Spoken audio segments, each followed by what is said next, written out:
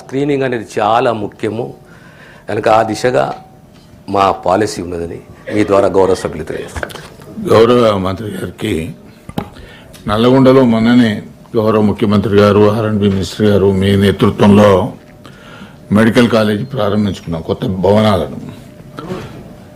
అయితే దాంట్లో అంతకుముందు రెంటెడ్కు మనం లిప్రసీ హెల్త్ సెంటర్కి సంబంధించినటువంటి భవనాలు గర్ల్స్ హాస్టల్ కొరకు తీసుకున్నారు.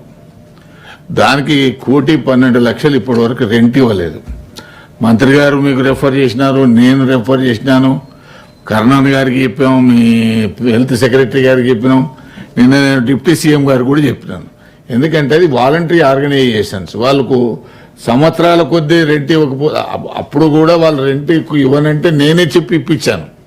అటువంటి వాళ్ళ రెంట్ను ఇమీడియట్గా పే చేసేటట్టు మీరు ఏమైనా చర్యలు తీసుకుంటారా?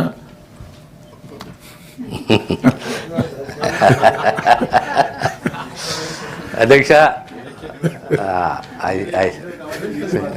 Will take there